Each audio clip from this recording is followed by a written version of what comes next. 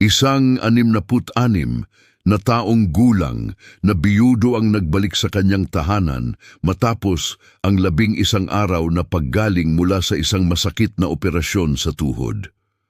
Ngunit sa kanyang pag-apak sa pinto, ang pamilyar na bango ng mga alaala ng kanyang yumaong asawa ay napalitan ng malamig at hindi kilalang amoy.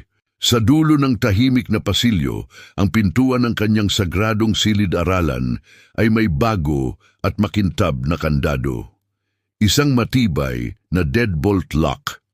Habang ang kanyang anak na babae ay abala sa pagtatrabaho, ang kanyang manugang ay nahanap niyang nakaupo sa silong ng walang pakialam at doon nagsimula ang lahat nang ang sarili niyang pamilya ay lihim na nagpatira ng isang estrangherong biyenan sa kanyang silid.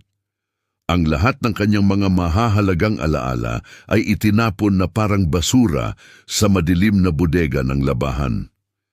Nabawi niya ang kanyang dignidad, ngunit sa anong halaga ang sandali ng pagpasok ko sa sarili kong pintuan ay ang sandali na hinding-hindi ko malilimutan.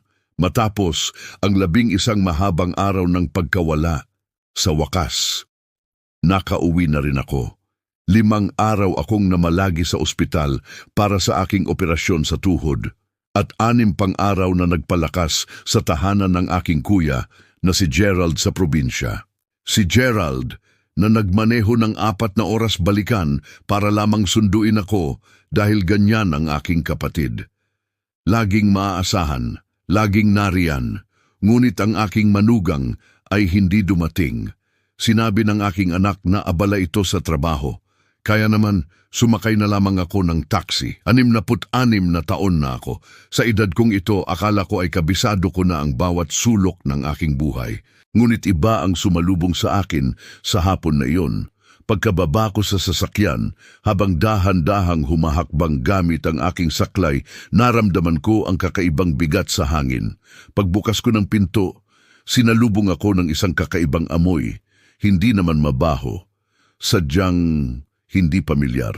Amoy ito ng ibang tatak ng fabric softener at isang mamahaling kandila na hindi ko kailanman binili. Ang bango, ngunit nakatutulig sa puso. Tumingin ako sa paligid. Ang ilaw sa kusina ay nakabukas. Maliwanag na maliwanag, kahit na 2:00 pa lamang ng hapon. Ang bahay na ito ay nakaharap sa timog. Kaya naman natural na umaabot ang sikat ng araw sa bawat sulok. Bakit kailangang buksan ang ilaw? Maliliit na bagay. Ang mga ganitong bagay ay mapapansin mo lamang kung nakatira ka na sa iisang tahanan sa loob ng 31 taon. Kabisado ko ang bawat tunog ng sahig na gawa sa kahoy. Alam ko kung saan nanggagaling ang malamig na hangin tuwing gabi. Bahay ko ito, ang aking santuwaryo. Ibinaba ko ang aking bag sa tabi ng pinto, tahimik. Napakatahimik. Tinawag ko ang aking anak, ngunit walang sumasagot. Alam kong nasa trabaho siya sa klinika mula Martes hanggang Biyernes. Ngunit ang kanyang asawa, ang aking manugang, ang kanyang schedule ay hindi ko kailanman mawari. 2 taon at kalahati na silang nakatira sa akin mula nang magkaroon sila ng sinasabi nilang mabigat na pagsubok sa pananalapi. Nung una, buong puso ko silang tinanggap, pamilya sila. At sa kulturang Pilipino, hindi natin tatalikuran ang sariling dugo kapag nangangailangan. Kaya naman, hindi na ako nagtanong pa ng mga detalye. Hinayaan ko silang manatili ng libre dahil ang tanging hangad ko lang naman ay ang makitang masaya ang aking anak. Ngunit habang nakatayo ako sa gitna ng sala, tinitingnan ng bukas na ilaw at nalalanghap ang dayuhang amoy na iyon. May isang salita na paulit-ulit na umikot sa aking isipan. Kataksilan. Isang pakiramdam ng kataksilan na dahan-dahang gumagapang sa aking dibdib. Pakiramdam ko, ako ay naging isang estranghero sa sarili kong tahanan. Ang aking puso, na dating puno ng pananabik na makauwi, ay biglang napuno ng labis na kaba. May hindi tama, at kailangan kong alamin kung ano dahan-dahan akong naglakad patungo sa aking opisina. Ang silid na itinuturing kong pinakasagrado sa buong bahay. Hawak ko ang aking saklay. Bawat hakbang ay may kaunting dusa. Ngunit ang tanging nasa isip ko lang ay ang makarating doon. Ang silid na iyon ay hindi nagbago simula pa noong taong 2004. Naroon ang mesang gawa sa madilim na kahoy na pinili ng aking yumaong asawa, si Margaret. Naroon din sa sulok ang kanyang berdeng upuan, ang upuang kupas na ang patungan ng kamay dahil doon siya palaging nakaupo habang nagbabasa. 20 taon na ang nakalipas mula nang iwan niya ako at ang silid na iyon ang natitirang tulay ko sa kanya. Ngunit nang makarating ako sa harap ng pinto, napahinto ako. Isang matinding gulat ang bumalot sa akin. Ang pinto ay nakakandado. Hindi ito dahil lumubo ang kahoy dahil sa init ng Agosto. Hindi. Ito ay nakakandado gamit ang isang bagong-bagong deadbolt. Makintab, matibay at bago. Ang uri ng kandado na binibili mo sa hardware kapag nagdesisyon kang ang isang bagay ay pagmamay-ari mo na. Tumayo ako roon ng matagal. Tiningnan ko pa ang numero ng pinto na tila ba naliligaw ako sa sarili kong tahanan. Kumatok ako, walang sumagot. Kumatok ako ng mas malakas, ngunit ang tanging tugon ay ang nakabibinging katahimikan. Napilitan akong bumaba sa silong sa aking basement upang hanapin ang aking manugang na si Curtis. Doon ko siya nakita, nakaupo sa harap ng kanyang laptop, may wireless na headphones sa magkabilang tainga at talaning nanonood. Hindi man lang niya narinig ang aking pagbaba. Tumayo ako sa mismong harap niya, naghihintay hanggang sa napatingin siya sa akin at dahan-dahang tinanggal ang isang bahagi ng kanyang headphone. "Oh," sabi niya, "nandyan ka na pala." Walang pagbati, walang tanong kung kumusta ang aking operasyon. Isang simpleng pangungusap na parang nakakita lang siya ng isang parselang nakalimutan niyang dinala ng kartero. Sa sandaling iyon, ang aking pagtataka ay napalitan ng isang malalim at malamig na pangamba. May nagbago sa aking bahay. At alam kong hindi ito magiging tinitigan ko, si Curtis. Naghihintay ng isang paliwanag na may katuturan. Dahan-dahan niyang ipinatong ang kanyang laptop sa mesa. Ang bawat galaw niya ay tila pinag-isipan ng husto, tulad ng isang taong maingat na pumipili ng mga salitang gagamitin upang pagtakpan ng isang kasalanan. Doon niya binitawan ang mga salitang nagpabago sa takbo ng hapon na iyon. Sinabi niya na ang kanyang ina, si Beverly, ay nangailangan ng matitirhan, pansamantala lamang daw. At dahil wala ako sa bahay ng 11 araw, naisip nilang mas praktikal na doon muna ito patuluyin sa aking opisina. Nang itanong ko kung nasaan ang aking mga gamit, sumagot siya nang walang kababaang loob. Naroon daw ang lahat sa bodega, sa tabi ng silid-labahan. Gusto kong maging malinaw kung ano ang naramdaman ko sa sandaling iyon. Hindi ito galit, hindi nung una. Ito ay isang bagay na mas malamig, isang pakiramdam na parang nakakita ka ng isang estranghero na suot ang iyong sariling mga damit habang ikaw ay nakatayo sa labas ng bahay, isang matinding pagkabigo. Itinanong ko sa kanya kung kailan niya balak sabihin ito sa akin. Sabi niya, ipapaliwanag naman daw nila ang lahat kapag nakauwi na ako. Isang desisyong ginawa sa aking likuran. Isang katotohanang binuo nang wala ang aking pahintulot. Itinanong ko kung sino ang naglagay ng kandado sa pinto. Sinabi niyang siya ang gumawa nito dahil kailangan daw ng kanyang ina ng pribadesa. Pribadesa sa loob ng aking sariling tahanan, sa silid kung saan nakatabi ang huling hininga ng mga alaala ni Margaret. Tumango na lamang ako. Walang saysay ang makipagtalo sa isang taong hindi nakikita ang mali sa kanyang ginawa. Dahan-dahan akong tumalikod at umakyat muli sa itaas. Umupo ako sa mesa sa kusina at tumingin sa labas ng bintana. Sa bakuran, sa puno ng maple na aking itinanim at sa mga halamanang sinimulan ni Margaret. At sa sandaling yon, nag-isip ako kung anong uri ng lalaki ang gusto kong maging sa susunod na 10 minuto. Nang sumapit ang gabi, narinig ko ang pagbukas ng pinto sa gilid ng bahay. Si Rene. Pumasok siya, nakita niya ako, at biglang napahinto. Dad, sabi niya, kamusta ang biyahe? Sinabi ko sa kanya na sumakay lang ako ng taxi. Sinabi ko ring na umupo siya. Naupo siya, tinitigan ang kanyang mga kamay. At doon niya binitawan ang mga salitang paulit-ulit kong naaalala hanggang ngayon. Sinabi niya na alam niyang magagalit ako. Ngunit inisip daw niya na kapag nakita ko kung gaano kaganda ang silid, at kapag nakilala ko na si Beverly ng maayos, ay maiintindihan ko rin ang lahat. Ipinaliwanag niya ang kanilang sitwasyon. Si Beverly daw ay umuupa ng isang maliit na silong sa Hamilton, ngunit ibinenta ng may-ari ang gusali, kaya kailangan nitong umalis bago matapos ang buwan. Sinabi ni Rene na pansamantala lamang ito, ilang buwan lang naman daw. Itinanong ko sa kanya kung bakit hindi man lang siya tumawag sa akin. Nasa bahay ako ng Tito Gerald niya, may dala akong telepono at alam niya ang numero ko. Ang sagot niya ay dahil ayaw niya akong mag-alala habang nagpapagaling sa operasyon. Tiningnan ko siya ng malalim. Itinanong ko kung sa tingin niya ang makakita ng isang bagong kandado sa pinto ng sarili kong opisina ay mas hindi nakababahala kaysa sa isang tawag sa telepono. Hindi siya nakasagot. Huminga ako ng malalim, pinawi ang bigat sa aking dibdib at sinabi sa kaniya na gusto kong matanggal ang kandadong iyon bago sumapit ang umaga. Sinabi ko na kailangan ko nang magpahinga at mag-uusap muna kami kinabukasan. Tumango siya, dahan-dahang hinawakan ang aking kamay at hinayaan ko siya. Umakyat ako sa aking silid upang matulog.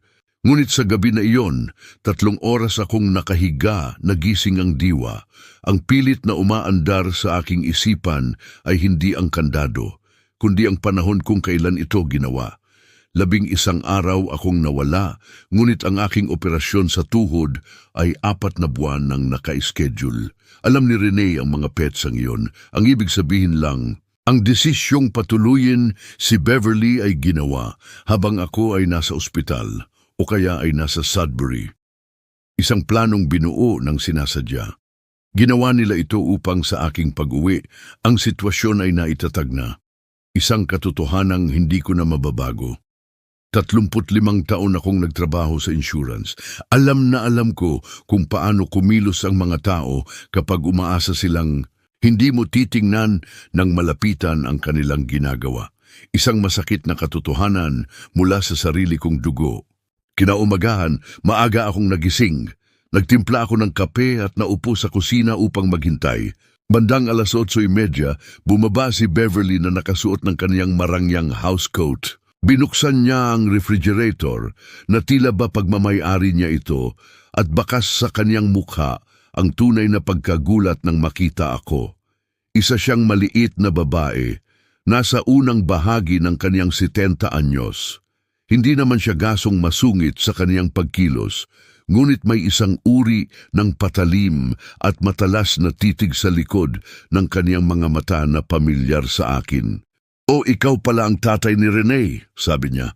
Kumuha siya ng tasa at nagsalin ng kape mula sa aking makina gamit ang aking mga butil ng kape at naupo sa aking mesa sa kusina. Tinitigan ko siya ng diretsyo. Oo, sagot ko. Ako rin ang taong may pangalan sa titulo ng bahay na ito. Ngumiti siya ng bahagya na tila ba nagbiro lamang ako. Sinabi niya na marami raw na ikwento si Rene tungkol sa akin at napakaganda raw ng aking tahanan. Nagpasalamat ako, ngunit hindi ko hinayaang makuha niya ang aking loob.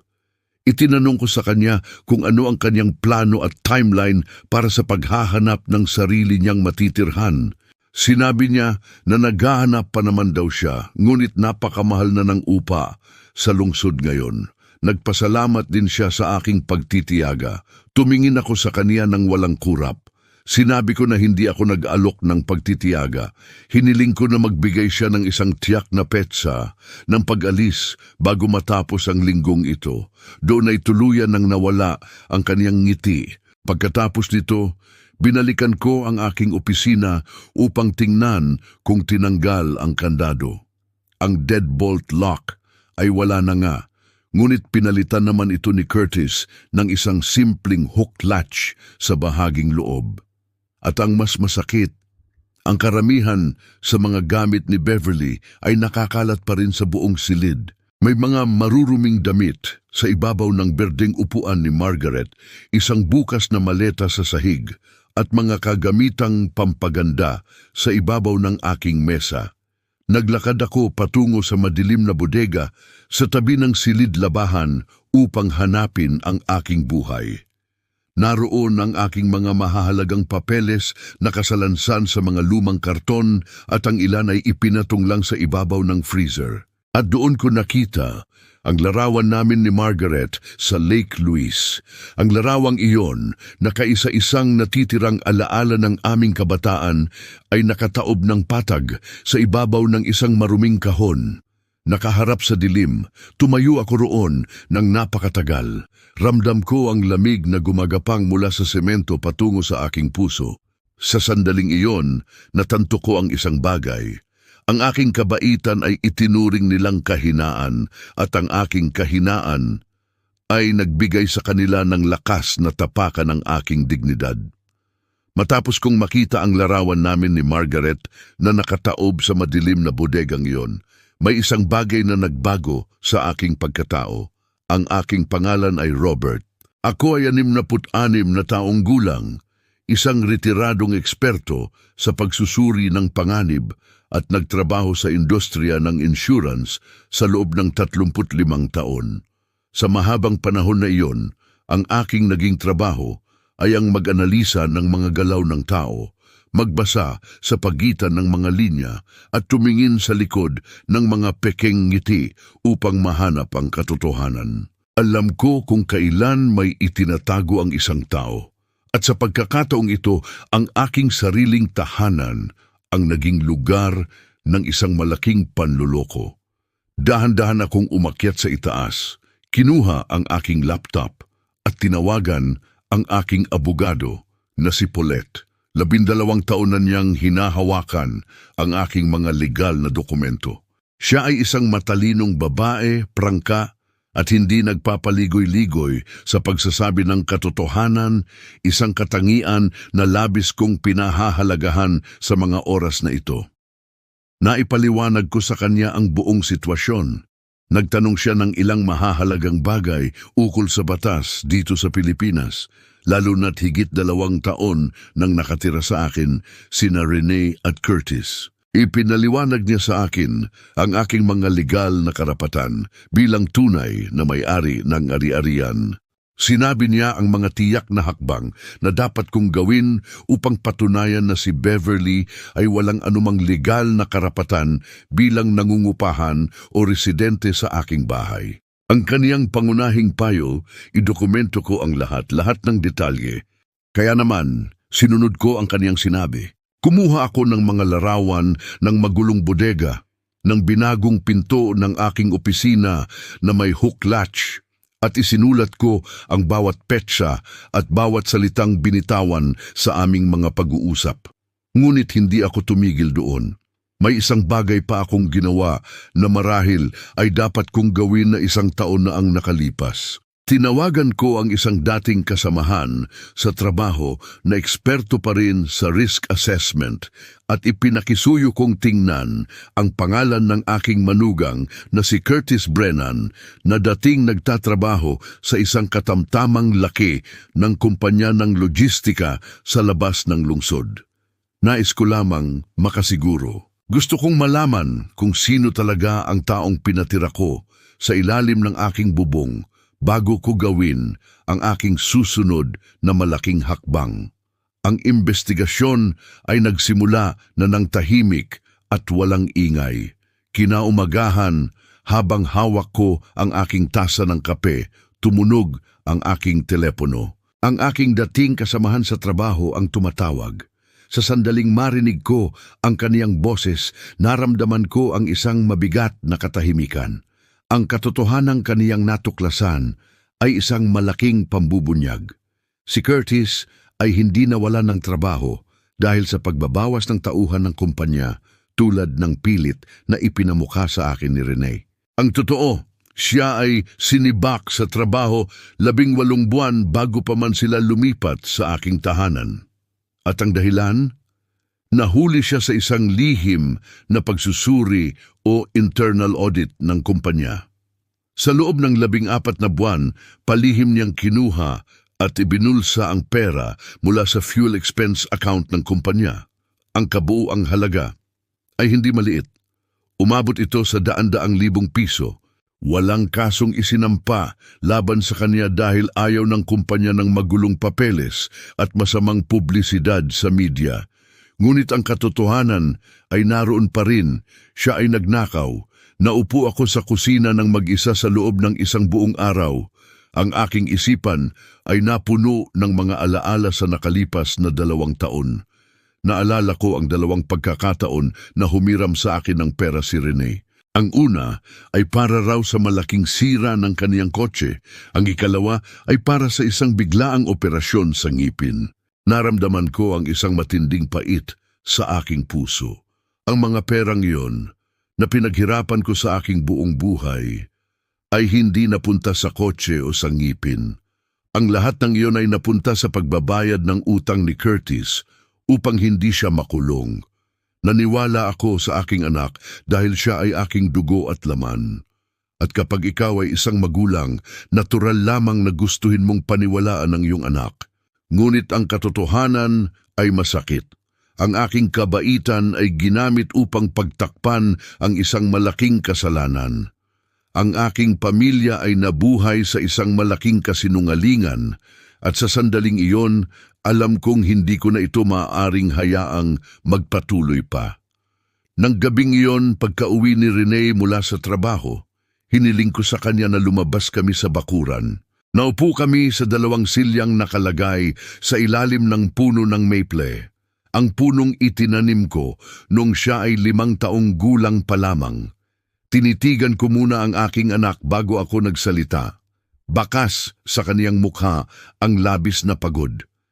Napagtanto ko na matagal na pala siyang mukhang pagod, sadyang napagkamalan ko lamang itong bahagi ng pagiging matanda. Inumpisahan ko ang usapan sa pamamagitan ng pagtatanong tungkol sa totoong nangyari sa trabaho ni Curtis. Tumingin siya sa puno ng matagal. At doon, inamin niya ang katotohanan. Hindi ang lahat, ngunit sapat na upang mapatunayan na siya nga ay tinanggal dahil sa isyu ng pagnanakaw ng pera sa kumpanya at mula noon ay nalubog na sila sa napakalaking utang. Sinabi niyang humihingi siya ng tawad dahil hindi niya ito ipinaalam sa akin. Itinanong ko kung nasaan ang mga perang ibinigay ko sa kaniya na umabot sa 1,000-libong piso. Hindi siya agad nakasagot, ngunit kalaunan ay inamin niyang ipinambayad iyon sa mga utang ni Curtis. Tumango ako. Sinabi ko sa kaniya na mahal ko siya at hindi iyon magbabago, ngunit pagkatapos niyon, binitawan ko ang aking pasya. Sinabi ko na kailangan nilang umalis sa aking bahay. Silang 3. Agad siyang umiyak at nagpaliwanag kung bakit hindi iyon posible sa ngayon, kung gaano kahirap ang kanilang sitwasyon at kung walang mapupuntahan si Beverly. Hinayaan ko muna siyang matapos magsalita. Pagkatapos ay sinabi ko na nakausap ko na ang aking abogado. Susundin ko ang batas at bibigyan ko sila ng 60 araw na nakasulat na abiso upang makalipat ng maayos. Ngunit para kay Beverly, na walang anumang legal na kasunduan sa akin, kailangan niyang umalis ng mas maaga. Sumigaw si Rene at sinabing napakalupit ko. Tiningnan ko siya ng may katatagan. Sinabi ko sa kanya na ang paglalagay ng kandado sa pinto ng sarili kong opisina habang ako ay nagpapagaling sa ospital ng walang paalam ay isang uri din ng kalupitan. Ang pagpili kung ano ang itatago at ipapakita sa sariling ama ay kalupitan din. Sinabi ko na hindi ko ito ginagawa upang parusahan siya, kundi dahil ito ang katotohanan at ang pamilya namin ay hindi kailanman namuhay sa pagkukunwari. Umiyak siya ng husto, ngunit hindi ko iyon ibinalat sa inyo laban sa kanya. Nanatili akong matatag para sa kapayapaan ng aking tahanan. Kinaumagahan, naupo ako sa mesa sa kusina kasama si Curtis. May isang tasa ng kape sa pagitan namin na dahan-dahang lumalamig, ngunit mas malamig ang atmosfera sa silid na iyon. Diretsahan kong inilatag sa kanya ang lahat ng aking nalalaman. Hindi ko pinalaki ang kwento at hindi ko rin ito binawasan. Sinabi ko ang tungkol sa kumpanya ng logistika, ang internal audit at ang pera mula sa fuel expense account na kaniyang kinuha. Tumahimik siya. Hindi niya nagawang itanggi ang anuman dahil malinaw ang mga ebidensya. Ang taming nasabi lamang niya ay balak naman daw niyang sabihin sa akin ang lahat. Ang panahon para sa bagay na iyon ay matagal nang lumipas, Curtis. Sagot ko ng may mahinahong tinig. Sinabi ko rin sa kaniya na inaasahan kong papakitaan niya ng respeto at disenteng pakikitungo si Rene sa buong panahon ng kanilang pag-alis, anuman ang mangyari sa kanilang mag-asawa pagkatapos nito. Tumango siya at kahit papaano ay naniwala naman ako sa kanya. Si Beverly ang huli kong kinausap. Hinarap ko siya ng may paggalang ngunit may matatag na ranris.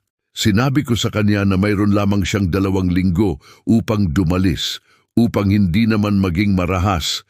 Nagprint ako ng impormasyon tungkol sa mga subsidized housing o pabahay ng pamahalaan sa labas ng lungsod na maaari niyang simulan para sa kaniyang paglipat. Sinabi ko sa kanya na wala akong kagalitang personal sa kanya. Hindi niya kasalanan ang mga maling desisyon ng kaniyang anak. Tinanggap niya ang mga papel na aking ibinigay.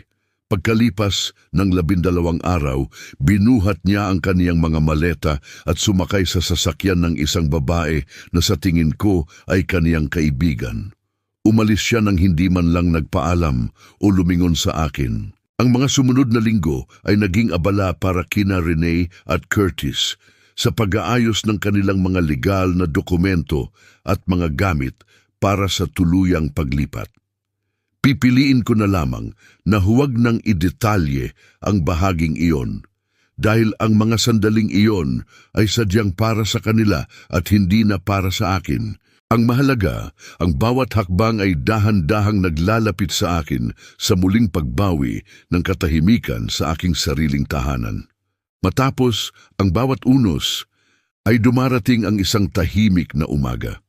Nang makaalis silang lahat, ang unang bagay na aking ginawa ay bumaba sa bodega. Pinuhat ko ang berdeng upuan ni Margaret at ibinalik ko ito sa kaniyang dating pwesto sa sulok ng aking opisina. Bago ko ibinalik ang iba pang mga gamit, naupo muna ako roon nang mag-isa sa loob ng walang kuryenteng katahimikan. Ang liwanag ng araw sa hapon ay pumasok sa bintana. Sa ganun pa ring anggulo, sa ganun pa ring init tulad ng dati. Ang puno ng maple sa labas ay dahan-dahang nagpapalit ng kulay ng kaniyang mga dahon. Nais kong magsalita tungkol sa pagpapatawad. Dahil madalas itong itanong ng mga tao. Naghiwalay sina Rene at Curtis ilang buwan matapos silang donra o umalis sa aking bahay. Ang kasal na binuo sa kasinungalingan ay tuluyan ng nagtapos. At bagaman, hindi ko masasabing ako ay nalulungkot sa nangyari, sinabi ko kay Rene na hindi ko na ito babanggitin ng malakas dahil alam kong hindi yon makatutulong sa kanya. Ang mga perang ipinahiram ko sa kanya noon ay matagal ko nang itinuring na parang nawala at kinalimutan na. Noong buwan ng Nobyembre, binago namin kasama ang aking abogado na si Paulette ang aking testamento. Si Rene ay naroon pa rin, hindi ang lahat ng aking ari-arian, ngunit sapat na. Nagdesisyon ako na karapat-dapat siyang bigyan ng ikalawang pagkakataon na maging anak ko muli. At hanggang ngayon, pinag-iisipan ko pa rin kung ano ang buong kahulugan yon. Ang mayroon ako ngayon ay ang mga bagay na hawak ko na bago pa man nagsimula ang lahat ng gulong ito. Ang aking bahay, ang aking opisina, ang upuan ni Margaret, at ang puno ng mapli sa bakuran na aking itinanim noong ang mundo ay mas simple pa Ang puno na walang pakialam sa mga mabibigat na pangyayaring nagaganap sa loob ng bahay. May mga umaga na iniinom ko ang aking kape sa mesa sa kusina habang nakatingin sa labas at naiisip ko na ang lahat ng ito ay hindi basta wala lang. Ang totoo, napakalaki nitong bagay. Kung ikaw na nanonood ng video na ito ay nagpatira sa isang tao ng higit sa nararapat o naniwala sa isang kasinungalingan dahil mas madali ito kaysa sa magtanong ng katotohanan, hindi kita hinuhusgahan. Ginawa ko rin yon. Nais ko lamang na malaman mo na posibleng-posible na bawiin ang kung ano ang sa iyo. Hindi perpekto, hindi nang walang sakit at sakripisyo, ngunit babalik ka sa iyong sarili na buo ang iyong pagkatao at ang iyong dignidad. Iyan ang bagay na aking binalikan at natagpuan sa aking pag-uwi. Salamat sa pagsubaybay sa kwento ni Robert. Ibahagi ang inyong opinyon mula 0 hanggang 10 sa comment section. Mag-subscribe at pindutin ang kampana. Panoorin ang susunod na video sa screen. Hanggang sa muli.